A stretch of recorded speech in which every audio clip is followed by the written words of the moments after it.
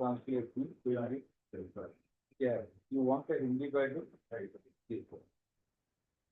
Okay. So today we are going to look at a passage from Matthew's Gospel.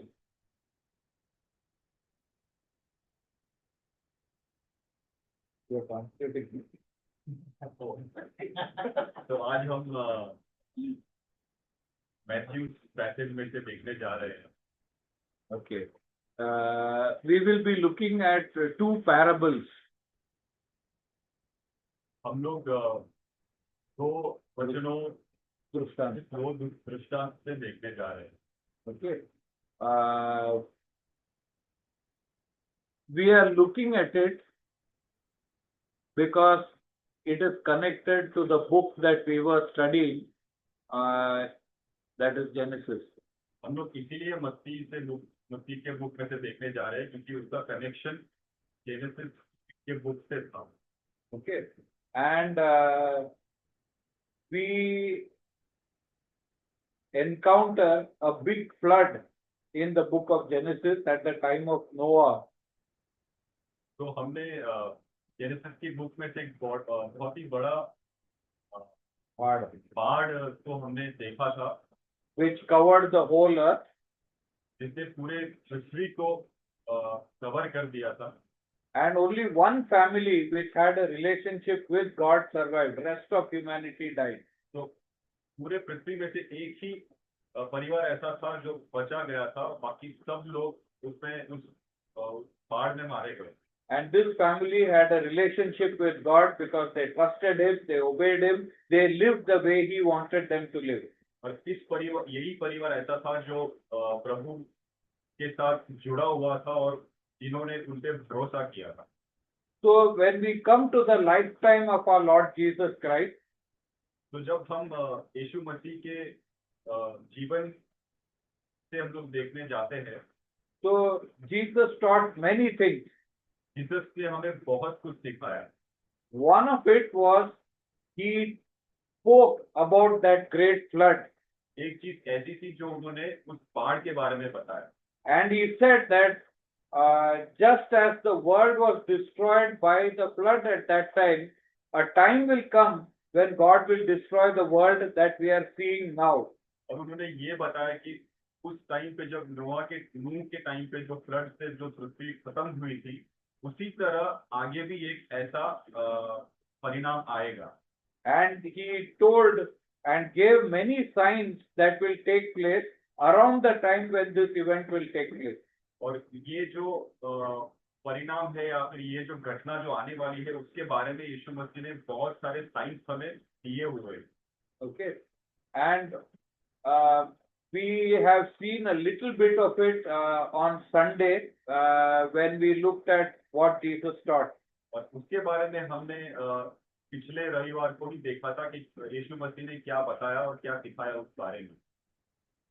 These parables that we are looking at are connected to that event. तो ये दृष्टांत हम देखने जा रहे हैं वो उस घटना से कनेक्टेड है. Jesus told that the world will be similar to what it was when the flood destroyed the world at Noah's time. Jesus ने हमें ये सिखाया कि जो आगे का जो जिंदगी है और जो दुनिया है वो ऐसी ही होगी जो नूह के टाइम पे था.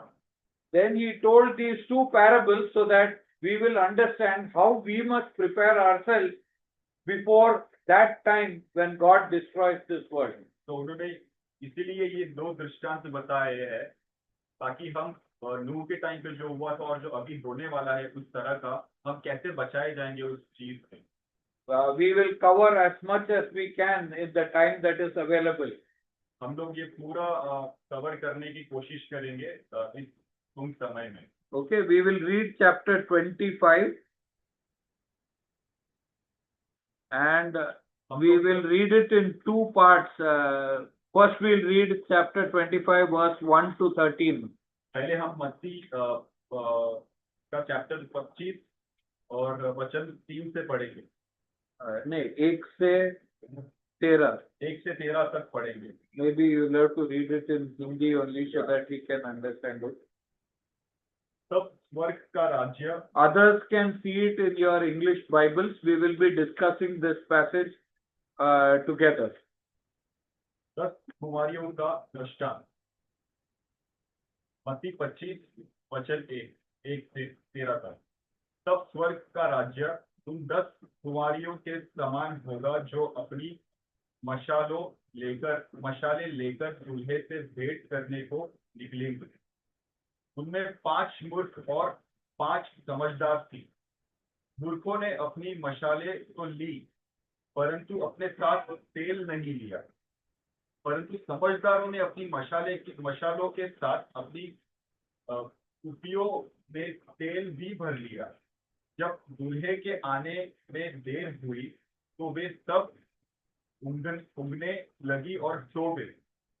आधी रात को धूम मची, देखो दूल्हा आ रहा है, उससे भेंट करने के लिए चलो। तब वे सब कुंवारियां उठकर अपनी मशाले ठीक करने लगी। और मूर्खों ने समझदारों से कहा, अपने तेल में से कुछ हमें भी दो, क्योंकि हमारी मशाले बुझी जा रही है। परंतु समझदारों ने उत्तर दिया, कदाचित यह हमारे और तुम्हारे लिए पूरा न हो, भला तो यह है कि तुम बेचने वालों के पास जाकर अपने लिए मोल ले लो। जब वे मोल लेने को जा रही थी तो दूल्हा आ पहुंचा, और जो तैयार थी वे उसके साथ विवाह के घर में चली गई और द्वार बंद किया गया। इसके बाद वे दूसरी कुंवारियां भी आकर कहने लगी, हे स्वामी, हमारे लिए द्वार खोल दे। उसने उत्तर दिया, मैं तुमसे सच कहता हूँ, मैं तुम्हें नहीं जानता। इसीलिए जागते रहो, क्योंकि तुम न उस दिन को जानते हो न उस घड़ी को। Okay. So we will look at this passage together. तो हम इस दृष्टांत को साथ मिलकर देखेंगे। Many times we have seen what is a parable, but we will repeat it today because we have brother Sonu with us, so we'll try to accommodate for that. तो हमेशा इस तरह की दृष्टांत को हम देखते जाते हैं। तो आज सोनू भाई हमारे साथ है, तो इस दृष्टांत से हम देखेंगे। Okay. So what is a parable? तो ये दृष्टांत क्या है? Parables are illustrations or stories which Jesus told. दृष्टांत ये चीज है जो जीसस से हमें बताई गई है स्टोरी के द्वारा या कहानियों के द्वारा, which narrates some common things which we see in life. जो हमें जताती है जो कॉमन चीजें हमारी जिंदगियों में चलती रहती है, उसके साथ ये रिलेट करती है। And it teaches some spiritual truth with respect to that story. और हमें ये स्पिरिचुअल धार्मिक सच्चाई आत्मिक सच्चाई से समझाती है। Okay. So we will look at this story which Jesus told and try to understand the spiritual truth that Jesus was telling us. तो हम इस दृष्टांत से आज देखेंगे, और क्या जीसस ने हमें सच्चाई बताई वो आज हम देखेंगे इस दृष्टांत के द्वारा। What is this incident or common thing that Jesus used to narrate the truth? यीशु मसीह ने क्या वो सच्चाई या क्या वो दृष्टांत हमें बताया जो सच्चाई से रिलेट कर सके इस दृष्टांत के द्वारा। Okay, Jeremiah, what is that story that he is telling? What is that common thing that is there? यिर्मयाह क्या था ये सच्चाई जो जीसस क्राइस्ट ने इस दृष्टांत से बताया? What is the story? क्या है वो कहानी? It's a marriage. Okay, the story is about a marriage. Okay. तो ये कहानी एक मैरिज से शादी हुई है, शादी से जुड़ी हुई है। Okay. In this story, a tradition is narrated. इस कहानी में एक ट्रेडिशन जुड़ा हुआ है। आपको शब्द आता है तो बोल देना। ठीक है, जो हम लोग हर दिन देखते हैं ना वो, तो when you think about a marriage in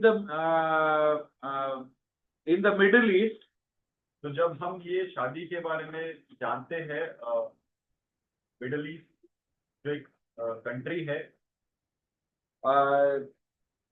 the marriage ceremony would resemble very much, it was similar to what happens in our country, in India. तो उस देश में जो शादी होती है उसी से ही एक रिलेशन है ये शादी के बारे में जो बताया गया है। नहीं, even in India we have similar marriages. हाँ, वही सेम शादी की जो प्रक्रिया है उसी सेम तरह की शादी की जो प्रक्रिया यहाँ पे हिंदुस्तान में भी है। Okay, we have the bridegroom coming on a horse तो पत्नी in India also, no? हाँ, हिंदुस्तान में भी ऐसा ही होता है, जो दूल्हा, दूल्हा और दूल्ही घोड़े में से नहीं, दूल्हा दूल्ही का घर आता है हाँ, घोड़े दूल्हा में. घोड़े में बैठकर दुल्हन के घर आता है। हाँ. So when he comes, there is a reception, ना, हम लोग गेट में बैंड बजाते हैं, you know, lot of welcome party is there. तो जब वो आते हैं तो एक माहौल होता है, रिसेप्शन का जो बैंड का जो माहौल होता है वो उसी तरह होता है। And then the marriage takes place after that, you know, when the bride and the girl and the boy go together and get married. तो शादी उसी के बाद होती है जब दूल्हा और दुल्हन के घर मतलब दुल्हन के पास आता है और ये सब प्रक्रिया होती है। Okay, so in that country also this similar practice was there. तो उसी देश में भी ऐसा ही एक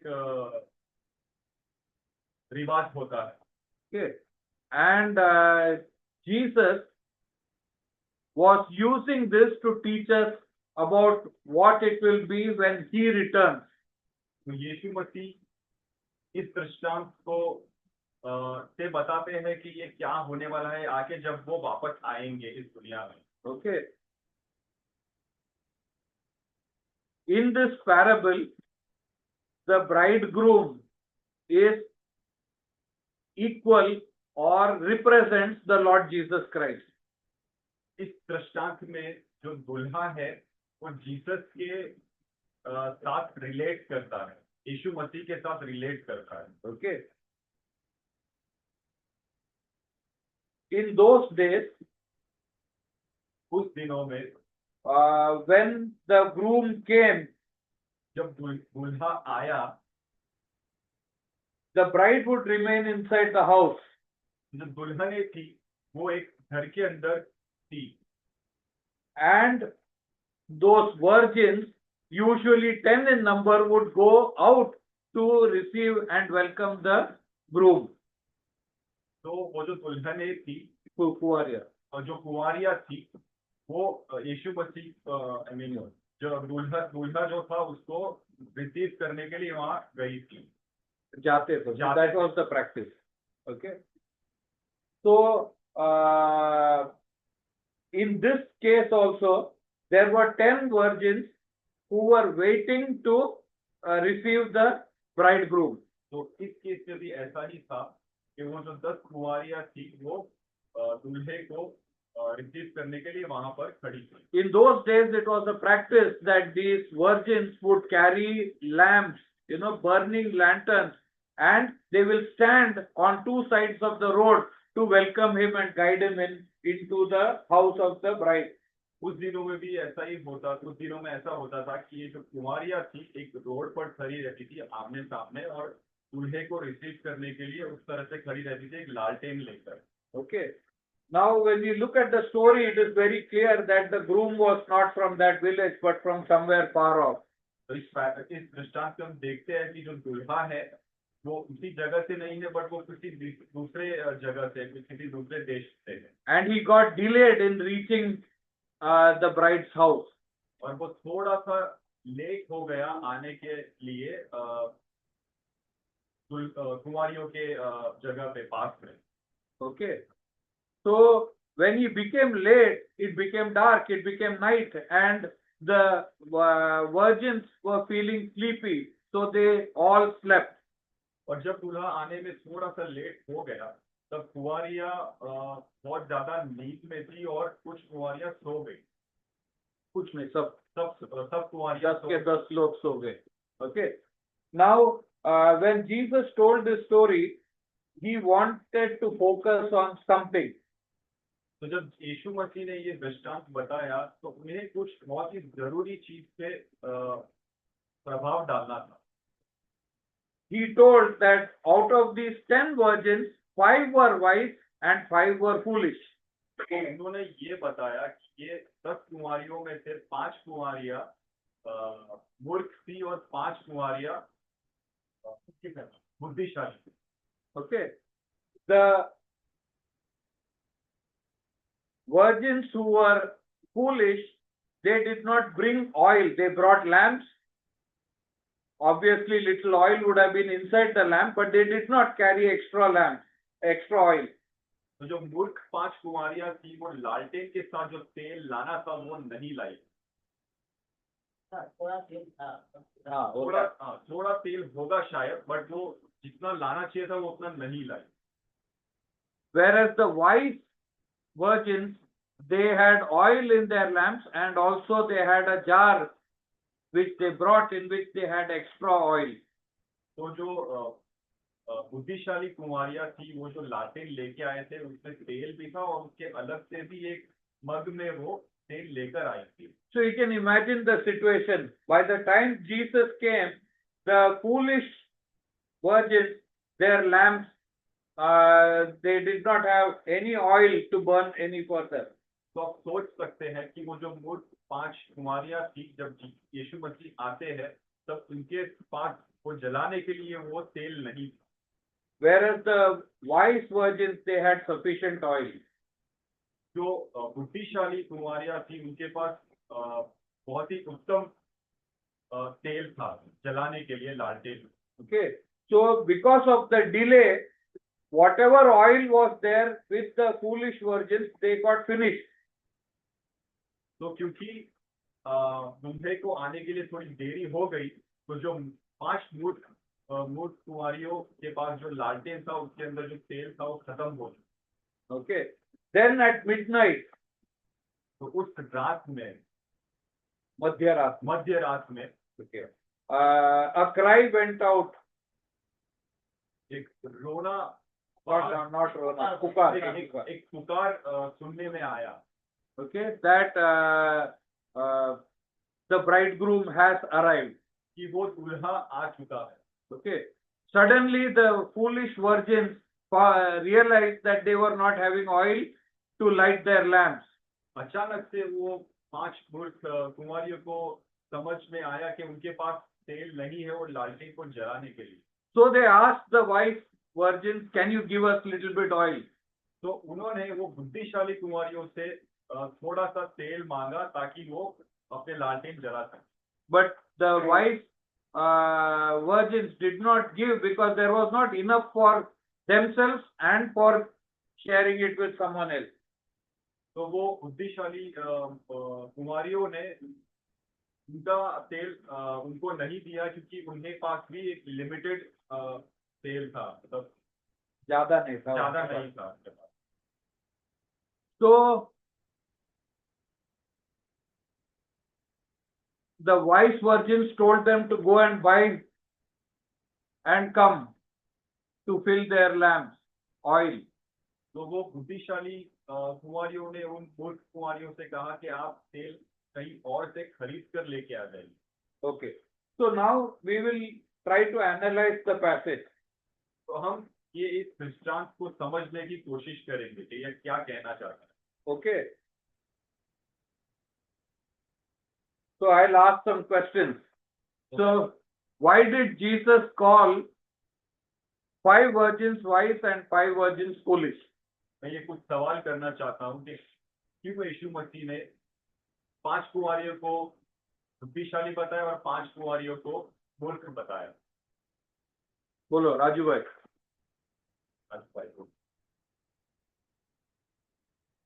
तेल के बारे में सिर्फ मत बोलना। वो मैं ऑलरेडी बोल दिया। जोर से। मूर्ख जो थी उसने बहुत प्रिपरेशन नहीं था। तैयारी नहीं किया. ओके, द फूलिश वर्जिन, जो मूर्ख कुंवारियां थे, उन लोग तैयारी नहीं किया. ओके, और एनीथिंग एल्स? कुछ और जवाब है? और भी लोग हैं, सब जन बात कर सकते हैं यार, सिस्टर भी बोल सकते हैं कुछ. क्या आप सोच सकते हैं 12 बजे जाके तेल मिलेगा आपको? यहाँ पे भी नहीं मिलेगा आपको, तेल नहीं है तो. अहमदाबाद में तो मिल सकता है रात भर पूरा रहता है। क्योंकि वो सो भी गए थे पूरी। हाँ, सो गए थे. ओके, एक था कि 12 बजे को तो कुछ मिलने का असंभव था, है ना. It is difficult to get something at 12 o'clock and they had not prepared. उन लोग तैयारी नहीं किया था. और तीसरा, जब भी समय था तभी उन लोग क्या किया? सो गए. तो पहला ये था कि एक तो रात इतनी मध्य रात में तेल तो मिलने वाला नहीं था, और दूसरी चीज ये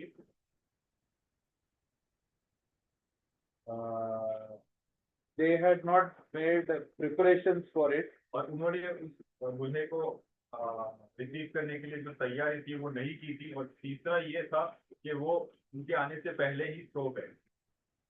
तो जब समय था तभी कुछ किया नहीं उसके बारे में हम लोग. Okay, now when you look at the wise virgins, they were ready. The exact opposite was there. That is why Jesus called them wise. तो हम जब देखते हैं कि जो बुद्धिशाली कुमारियां थी वो ऑलरेडी तैयार थी दूल्हे को रिसीव करने के लिए। अभी एक प्रश्न मैं पूछता हूँ. I am asking you one question. When will the marriage ceremony start? एक सवाल आपसे पूछता हूँ कि कब ये शादी चालू होगी?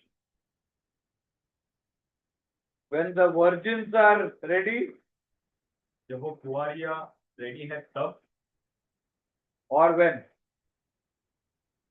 Huh? Bride? Okay. Bride and bridegroom ready hai. At that time the wedding will take place. Because all those arrangements have been made, it is obvious that the bride will be ready in the house, isn't it? She was waiting. As what they were waiting for was the groom to arrive. तो ये शादी तभी हो सकती थी जब दूल्हा और दुल्हन रेडी हो। And it will start, the ceremony will start when the groom comes. ये शादी तभी हो सकती थी जब दूल्हा उस जगह पर आ चुका हो। Okay. It will not depend, nobody will wait for the virgins to get ready after the groom comes. ये चीज नहीं हो सकती थी दूल्हा आ जाने का जब दुल्हन को तैयार करो। कुंवारियां बाद में तैयार होंगे, उसके लिए रुकेगा नहीं शादी. आप भी कितने शादी में जाते हैं ना, तभी आपके लिए कोई रुकता है? दूल्हा दुल्हन आ गया तो शादी हो जाता है. आपके लिए आप गेस्ट होगा या आप उधर स्टेज के ऊपर कुछ काम करने का रहेगा, आप आओ नहीं आओ शादी होगा, बराबर ना. हमारे लिए नहीं रुकेगा, वो समझना जरूरत है. Okay, we need to remember that the marriage will take place when the groom comes. The bride obviously was ready. It is not going to wait. The marriage ceremony will not wait for other people, the guests or those who are helping with the arrangements to get ready. It will not wait for them. If you are late, you miss whatever is there. और शादी उस समय पे हो जाती है जब दूल्हा दुल्हन रेडी होते हैं। वो जो शादी है वो तब रुकी नहीं रहती किसी और लोगों के लिए। Okay. So Jesus was telling that he is like the groom. तो यीशु मसीह ये बताते हैं कि मैं उस दूल्हे की तरह हूँ And he is coming for his bride. और वो अपने दुल्हन के लिए आ रहा है। The Bible tells that those who have put their trust in the Lord Jesus Christ are the bride of Christ. और जो बाइबल ये बताती है कि जो लोगों ने यीशु मसीह पे ट्रस्ट किया है, विश्वास किया है, वही यीशु मसीह के दुल्हन है। Okay. Those other people who are mentioned are the people who should have become ready. on this earth. और जो दूसरे लोग हैं उस लोगों के लिए ये बताया गया है कि उनको भी रेडी रहना था इस दुनिया में, Okay, so that they would be ready when the groom comes or when Jesus comes, they will be ready to meet him. तो जब यीशु मसीह आए तब वो भी रेडी रहे, उस चीज के बारे में ये बताया गया। Okay, and here they were not ready. और यहाँ पर वो रेडी नहीं थे। And why were they not ready? Because they kept postponing. They did not do what needed to be done. और वो इसलिए तैयार नहीं थे कि उनको जो करना चाहिए था उन्होंने नहीं किया उनके आने से पहले। So we also have a life on this earth. तो हमारा भी एक जीवन है इस धरती पर, And we have opportunity. और हमारे पास वो तक है, वो अपॉर्चुनिटी है इस दुनिया मौका. में, और ये मौका है उस दुनिया में, Okay, when we can prepare ourselves and be ready for Jesus' return. कि हम अपने आप को तैयार कर सकते हैं और हम तैयार रहे यीशु मसीह जब आए हमारे लिए। The fact is clear that he will come. सच्चाई ये है कि वो जरूर आने वाले हैं। But we may feel like these virgins that he is delaying, so he won't come or it doesn't matter. तो हमें ऐसा लग सकता है कि कुंवारियों की तरह कि वो थोड़ा सा लेट कर रहे हैं आने में, And we may not prepare ourselves. और हम उस वजह से हम शायद तैयार ना हो पाए। So when the groom came in this story, तो जब दूल्हा आ जाता है इस दृष्टांत में, the virgins who were ready went to receive the groom and they went in with the groom into the house of the bride. तो जब दूल्हा आ जाता है तो ये जो कुंवारियां हैं वो तैयार होकर उस दूल्हे के साथ एक कमरे में चले जाते हैं। Okay, घर में चले जाते हैं। Okay, the bride's house means it is not कुछ घर, but it is दुल्हन का. तो जब दूल्हा आ जाता है तो ये सारी कुंवारियों के घर, दुल्हन के घर में चले जाते हैं। Okay, so those Jesus tells that the door was shut after the groom entered the house. यीशु मसीह ये बताते हैं कि दरवाजा बंद हो चुका था जब कुंवारियां जो दुल्हन है वो दूल्हे के साथ बंद होते हैं घर के अंदर। The wise virgins were inside the house. The foolish virgins were outside the house. जो बुद्धिशाली कुंवारियां हैं वो घर के अंदर थी और जो मूर्ख कुंवारियां हैं वो घर के बाहर थी। Okay. So there is a warning for us. तो एक चेतावनी है क्या? एक चेतावनी है हमारे लिए। If you keep postponing, you may find yourself in a situation where the door is closed. और आप जितना ज्यादा डिले करते जाएंगे या लेट करते जाएंगे कि तो ऐसी संभावना है कि वो दरवाजा बंद हो चुका होगा। Okay, and we will not be able to enter. और हम लोग उस दरवाजे से अंदर नहीं जा सकते।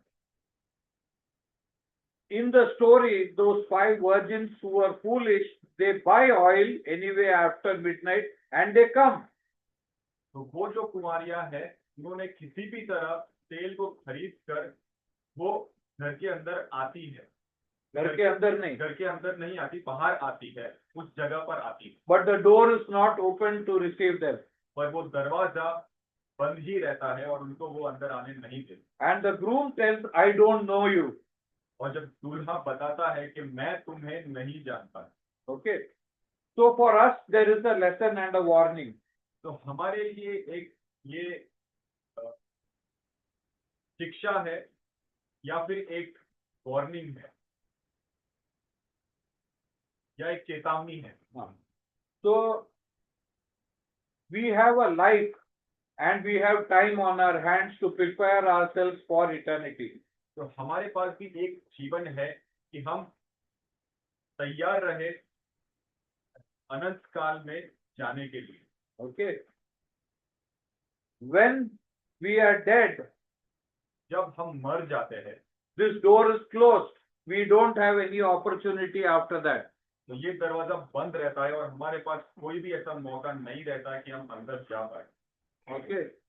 We may keep postponing, but when we are dead, we cannot do anything about our condition. हम शायद बहुत ज्यादा डिले कर सकते हैं, लेकिन हमारे पास वो मौका नहीं रहेगा कि हम उस दरवाजे से अंदर जा सके. What we need to do about the sin in our life must be done when we are alive.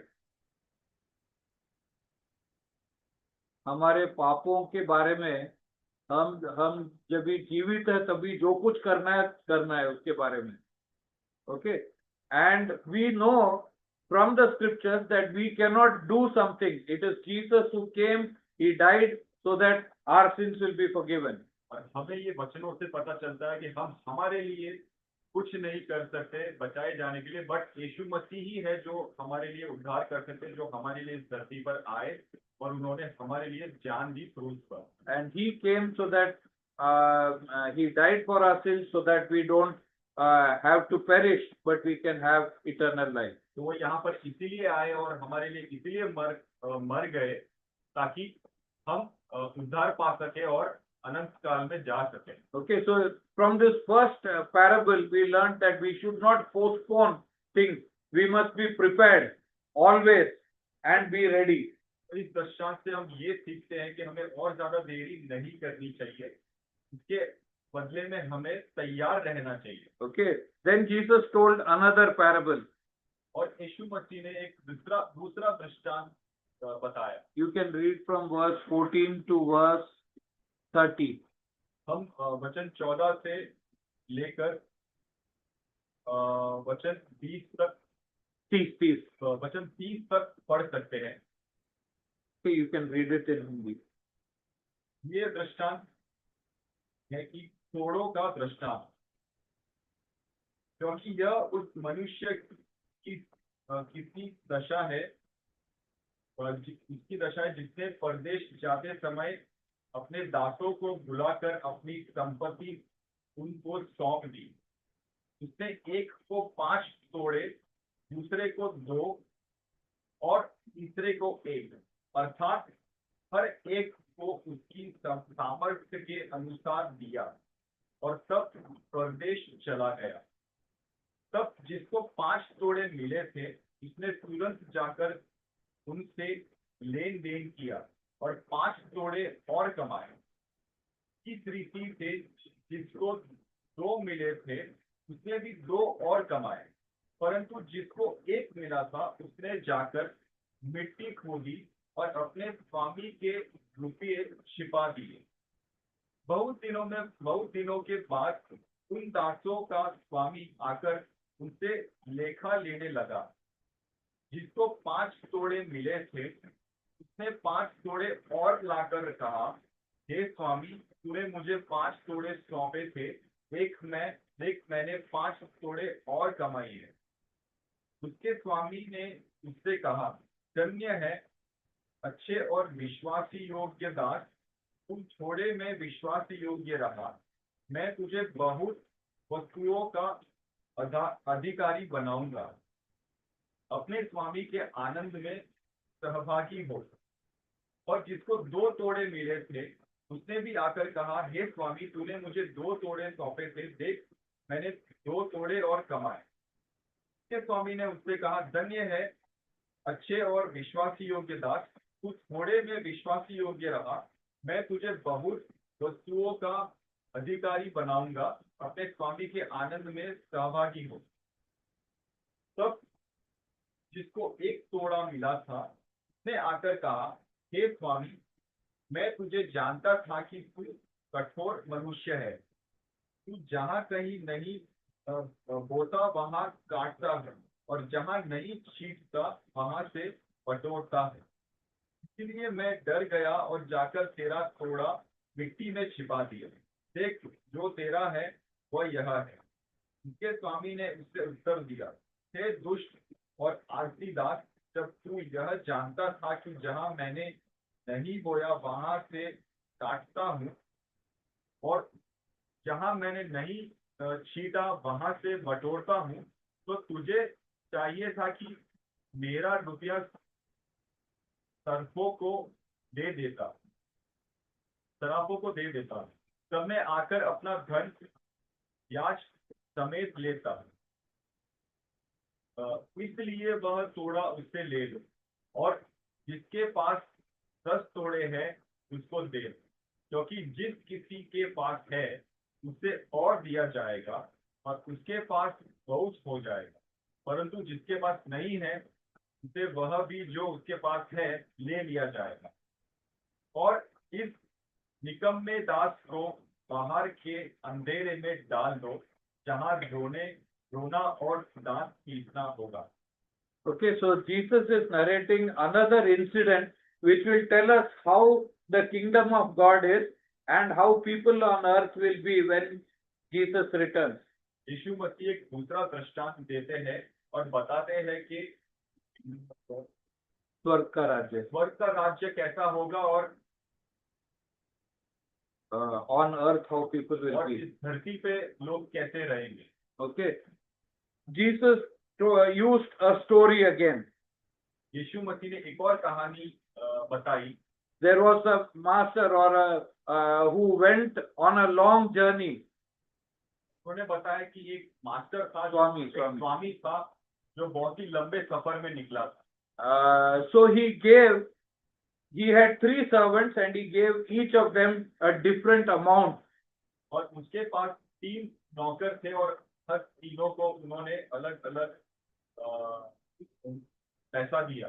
Okay, it was actually the word which is used there is talent, which is the currency which they used at in that country. तो यहाँ पर जो दृष्टांत में use किया है, जो पैसे का मूल्य है, वो टैलेंट नाम से यूज किया है। जैसा हम लोग रुपया बोलते हैं वैसा उसको टैलेंट बोलते थे, उनका देश का जो रुपया है। Okay, now he gave 5 bags, another 2 bags and another 1 bag of money. It was gold.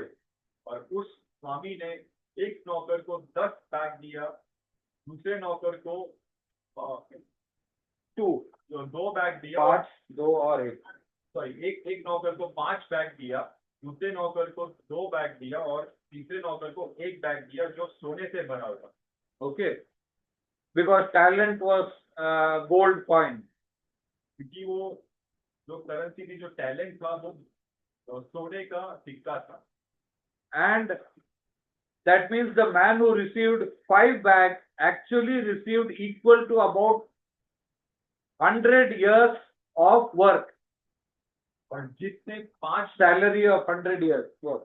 जिससे 5 बैग मिले थे उस सोने के, वो एक 100 साल के तनख्वाह की कमाई के तरह ही था। And the one who got 2 bags, it was equal to 40 years wages. और जिसको 2 बैग मिले गए थे सोने के, वो एक 40 साल की तनख्वाह के बराबर था। And the one who got 1 bag got 20 years wages. और जिसको 1 बैग मिला था उस सोने का, वो 20 साल के तनख्वाह के बराबर। And it was a large amount of money. तो बहुत सारे रुपयों का एक बैग था। Okay, okay. No. Its value was very high, and Jesus is comparing what this master is giving to the people to what God has given us in our life. का मूल्य बहुत ही ज्यादा था और यीशु मसीह इसको इस तरह बताते हैं कि जैसा प्रभु ने उसके मनुष्य को जिस तरह दिया, वो यहाँ पे बताता है। Okay, so even the one who got 1 bag, it was actually 20 years wages. It was a big amount. और जिसको सिर्फ 1 बैग भी मिला था, वो 20 साल के तनख्वाह के बराबर। Okay, so we can see that according to this example or story that Jesus told, each person was given according to his ability. और यहाँ पे हम देखते हैं हर एक नौकर को जो दिया गया था वो उसके बल के बराबर दिया गया है। Okay. Now, the one who got 5 and the one who got 2, they acted immediately according to this. और जिसे 5 बैग दिया गया था और जिसको 2 बैग दिया था, उन्होंने उसके ऊपर बहुत ही तुरंत। जल्दी से और तुरंत से उसके ऊपर एक काम करना स्टार्ट किया। Okay. Whereas the other person, the last person who got 1 bag, the Bible doesn't use the word he went quickly and did something. It just says that he went. और जिसे 1 बैग मिला था, वो यहाँ पे Bible बताता है कि उसने बहुत जल्दी से उसके ऊपर कुछ काम नहीं किया, बट यहाँ पे ये बताता है कि वो बस वो लेकर चला गया। Okay. So it tells us something about the 3 different people who were there. तो ये कुछ इस तरह बताता है कि ये जो 3 लोग हैं, वो कुछ अलग अलग तरीके के लोग हैं। 2 of them decided that because their master told them to do something, they must do it and they must start immediately. और यहाँ पे जो 2 लोग थे, 5 बैग और 2 बैग वाले, ये बताते हैं कि जो उसके स्वामी ने कहा है, जो करने के लिए वो उन्हें तुरंत करना पड़ेगा। Okay. Whereas the person who got 1 bag, he decided that it's okay, the master has given. He didn't really bother about the urgency of what he had to do. और जो तीसरा जो नौकर था, उसे जो 1 बैग मिला था, उससे ज्यादा ध्यान नहीं दिया जो उसके स्वामी ने उसे दिया था, या उससे कुछ काम करने के लिए कुछ आगे बढ़ना था, वो उसने नहीं किया। The first 2, the Bible says they felt that their master entrusted that amount to them. So, pata. पहले जो दो नौकर थे, जिसको 5 बैग और 2 बैग मिला था, वो उसके स्वामी पर भरोसा रखते हैं कि वो उसे कुछ देंगे अगर वो वापस लेंगे। No. That is not the thing. They felt that their master had given something, entrusted. He trusted them and gave them something. उन्हें ऐसा लगा कि उनके स्वामी ने उस पर भरोसा किया है, इसलिए उन्होंने उस मूल्य को दिया है, जो सोना है उनको दिया है। So they immediately did something and they earned more. The one who got 5 earned 5 more. The one who got 2 earned 2 more. इसी वजह से उन्होंने तुरंत उस पर काम करना स्टार्ट किया, और इससे उसको 5 मिला था और 5 बैग और कमाया, और जिसको 2 मिला था और 2 बैग और कमाया। Okay. Whereas the person who had 1, he went, he dug a hole, hid the money so that it will not get lost or stolen. और जिसके पास 1 बैग था, उसने ये किया कि जाकर धरती पर खड्डा खोदा और जाके उसे बंद कर दिया। Then the master came after a long time. और जो स्वामी जो गया था, वो बहुत लंबे सालों के बाद वापस आया। So the common message in both the parables is that Jesus will return. तो जो एक कॉमन कहानी है, ये दोनों दृष्टांत जो हमने पहले देखा और अभी देखा, उसमें ये बताता है कि यीशु मसीह जरूर वापस आने ही वाला है। And his return will bring consequences in the lives of all people. और उनके आने का जो मूल्य है, वो हर एक जीवन में इफेक्ट होगा। And here it says that when he came, he asked an account from these 3 people about what they did with the money that he gave.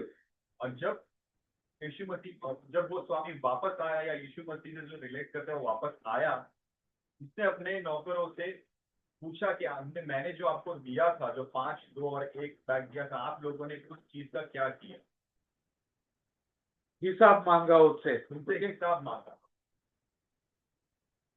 We must remember that when our life ends, we will stand before God's judgment seat and give an account of our life. हमें याद रखना चाहिए कि हमारा जब जीवन खत्म होगा, उस टाइम पर हमें भी इस जीवन का हिसाब देना पड़ेगा प्रभु को। Okay. He is the master. वो एक स्वामी है, वो एक मास्टर है। When he returns, he will ask all of us to tell what we have done with what he has given us. यीशु मसीह जब वापस आएंगे, तो वो हम सब से सबसे सवाल करेगा कि आपने क्या क्या किया इस जीवन में। So the three servants gave an account of what they did in their life. तो हर एक 3 नौकर ने हिसाब दिया कि उन बैग के साथ उन्हें जो मिला था उनसे उन्होंने क्या क्या किया। The first two told, I was received 5, I made 5. The other said, I received 2, I made 2. तो जो पहले नौकर ने बताया कि जो मुझे 5 मुझे दिए थे उसमें से मैंने और 5 कमाए। जिससे 2 बैग मिले थे उसने कहा कि मैंने इस 2 से मैंने और 2 कमाए। Okay. To both the servants, the master appreciated what they had done. तो उस दोनों नौकर को स्वामी ने सराह दिया उन्हें। Okay. And he said, well done, good and faithful servant. और स्वामी ने कहा कि बहुत अच्छा काम किया आपने मेरे ट्रस्टवर्दी या मेरे विश्वसनीय विश्वसनीय दास। Okay. You have been faithful with few things. I will put you in charge of more. आप विश्वसनीय रहे हैं मुझसे, इसीलिए मैं तुम्हें और बड़ा प्रोत्साहन दूंगा। Okay. You were faithful in little, so I'll give you more. Means कम चीजों में कम चीजों में भी आप बहुत विश्वसनीय था, इसीलिए और आपको देगा. Okay. And he said, come and share with the master's happiness. और उसने कहा कि आओ और आपकी खुशियां मुझसे बांटो और हम सब बांटें। नहीं, मेरा खुशी में आप भाग लोगे. The master's happiness. Man doesn't have any happiness. तो स्वामी ने ये कहा है कि आप दोनों मेरी खुशी में आप भी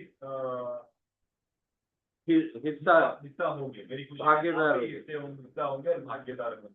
Okay. So what we can understand from this is that the master was very generous, good, and he wanted to share his happiness with those servants. तो हम यहाँ से ये समझते हैं कि जो स्वामी था वो अपनी खुशी भी अपने दासों के साथ बांटना चाहता था। Okay. Then we come to the third person. और फिर वो तीसरे दास के पास आया। He started telling why he did not do anything about the amount that he received. और उस दास ने बताना चालू किया कि मैंने क्यों ये जो बैग आपने दिया था उससे मैंने कुछ नहीं किया आगे। He said, I was afraid उसने कहा कि मैं डरा हुआ and I hid what you gave me. और आपने जो मुझे दिया था वो मैंने खड्डा खोदकर उसे अंदर रख दिया था, बंद कर दिया। See, here is what you gave. I am giving it back to you. So he said, I have preserved, I have kept it safe, and I am returning it to you as it is. तो वो कहता है कि जो आपने मुझे दिया था उससे मैं वापस उसी व्यवस्था में आपको मैं वापस देता हूँ। Now listen carefully to what the master has told. तो ध्यान से देखेंगे कि वो स्वामी उससे क्या कहता है। You wicked and lazy servant. You दुष्ट दास और आलसी दास। And he tells that you should have invested or you should have used what I gave you to get more. और वो स्वामी दास से कहता है कि आप तुम्हें इससे कुछ करना चाहिए था या फिर कुछ इसे बढ़ावा करना चाहिए था, इसके लिए कुछ काम करना चाहिए। So he told, take the bag that he has, that one bag which he has. तो स्वामी ने उस दास से कहा कि जो भी आपके पास वो बैग है एक, वो लेकर आ। And he gave it to the person who had 10. और उसने वो बैग को लेकर वो पहले वाले दास को दे दिया जिसके पास 10 बैग थे उस समय पर। And the master told those who are faithful, those who are, he told those who have, whoever has will be given more and they will be abundance. Whoever does not have, even what he has will be taken away. In other words, whatever, if they have done nothing about what they have got, then even what they were initially given will be taken and given to someone else.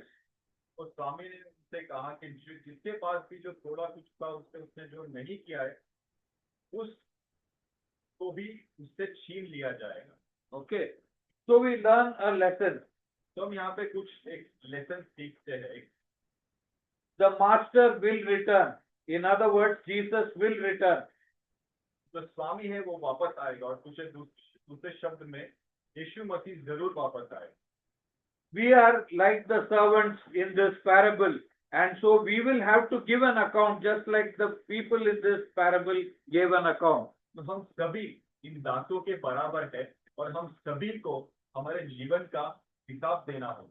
Whether we are faithful or wicked, that will make a difference. कहीं हम दुष्ट है या फिर हम विश्वसनीय है, Okay, that will make the difference. वो एक जरूर एक बदलाव बताएगा. Okay. Those who have been faithful with what God has given them will enter into His joy, into His happiness, will share His happiness. जो लोग विश्वसनीय है और जो प्रभु ने उससे दिया है, वो लोग प्रभु के खुशियों में भी हिस्सेदार बने जाएंगे. And those who have been wicked and evil and have wasted their time and done what pleased them when they should have been doing something for the Lord, will, even what they have will be removed and given to others. और जो लोग दुष्ट कार्य करते हैं और सिर्फ खुद के ही बारे में सोचते हैं, वो लोग प्रभु से दूर किए जाएंगे. So our attitude matters according to this parable. तो हमारी सोच बहुत ही जरूरी है इस दृष्टांत के में जो बताता है. So we very often think God has given him lot of money, him a very good job, me nothing, or like very little. और हम कई बार सोचते हैं कि प्रभु ने उससे बहुत ज्यादा पैसा दिया है, बहुत अच्छी नौकरी की है, और हमें नहीं दिया वो. Okay, but the Bible is telling that God knows what he should give. The master knows what he should give, and he has given exactly what they need. Bible ये बताता है कि प्रभु को पता है कि इस इंसान को कितना देना चाहिए, और उतना ही दिया है. और उतना ही के हिसाब से उसे दिया गया है. और कम से कम means the least that he has given itself is a big amount. Means that man had 20 years wages with him. In the same way, all of us have been given by God something extraordinary. तो सबसे कम देने वाले दास को भी जितना दिया गया था, वो भी 20 साल के तनख्वाह के बराबर था. उसी तरह हमारे पास जो भी अगर बहुत ही कम चीजें हैं, वो भी बहुत ही ज्यादा है प्रभु के हिसाब से बराबर. The difference between these two servants, the three servants, two of them of one kind and one of the other, was their attitude towards their master. तो जब हम इन तीनों दासों के बारे में अलग अलग जानेंगे, तो हमें ये पता चलता है कि हर एक की सोच अलग थी with respect to their master. उनके स्वामी के बारे में. लिए. The first two thought that they were entrusted, they were given a responsibility and did it faithfully.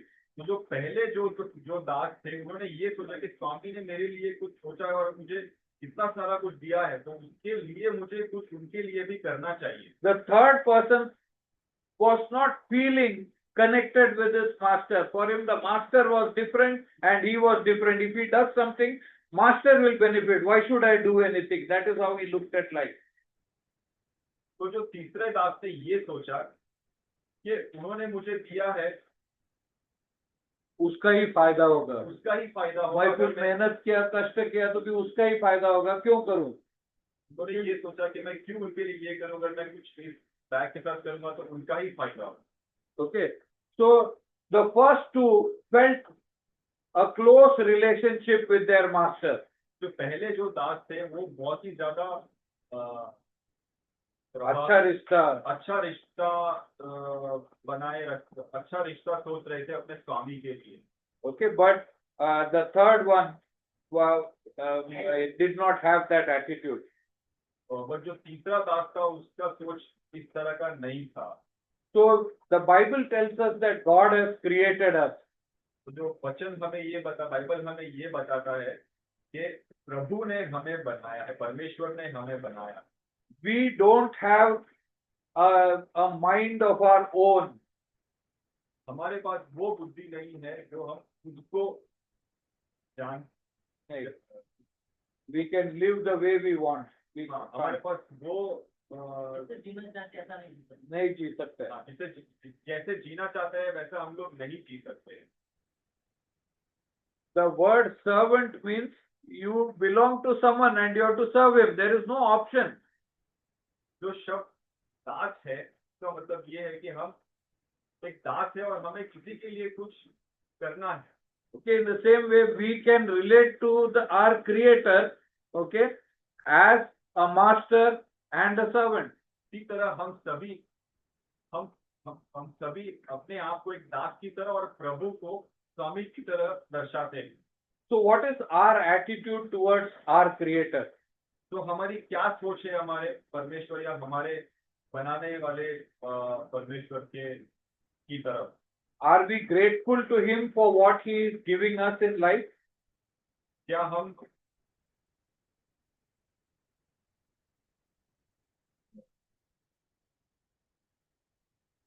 खुश है या क्या हम धन्यवाद करते हैं उस चीज का जो प्रभु ने हमें दिया है इस जीवन में?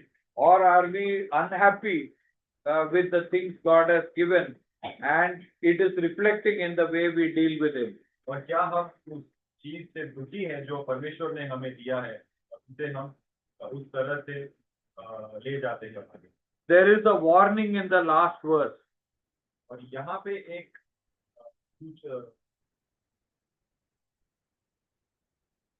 सूचना है इस वचन में। Okay. Throw this worthless servant outside into the darkness where there is gnashing of teeth. यहाँ पे ये बताता है कि फेंक दो उस Worthless, निकम्मा, फेंक दो उस निकम्मा दास को, निकम्मा दास को जहाँ पर दांतों का पीसना होगा, जहाँ रोना और दांतों का पीसना होगा। In other words, when we don't relate with God the way we should, there is a danger of us being rejected. The Bible calls this place as hell. और दूसरे शब्द में ये बताना चाहते हैं कि हम लोग जब प्रभु से कनेक्ट नहीं करते हैं तो उस लोगों को हेल में नरक में फेंका जाएगा। Okay, so when we have life on earth, we must be careful about how we relate to God. ये जीवन जब हमारे पास इस धरती पर है तो हमें बहुत सोच समझ कर उसे जीना चाहिए। The first two decided to relate to God the way God wanted them to relate to him. तो जो पहले दो दास थे उन्होंने उसके स्वामी के प्रति सोचकर उन्होंने उसका काम किया। Whereas the third one lived the way he wanted to and faced an eternity in hell. और तीसरे जो दास है उसने अपनी सोच के बराबर जाते हुए उसने उस नरक को रिलेट किया। So we must live the way God wants us to live, not the way we should live or what we think is right. तो हमें इस तरह जीना चाहिए जो जिस तरह प्रभु चाहता है, ना कि हम हमारे हिसाब से रहे इस दुनिया में। Okay, so we will end with that. We can examine our own lives and see how we are relating to God in our life. तो इसे हम अंत करना चाहेंगे और हम सोचें कि एक बार कि हमारे पास जो ये जीवन है हम इसे प्रभु के साथ किस तरह रिलेट कर पाते हैं, किस तरह हम जोड़ पाते हैं प्रभु के साथ। So Roshan, you can close the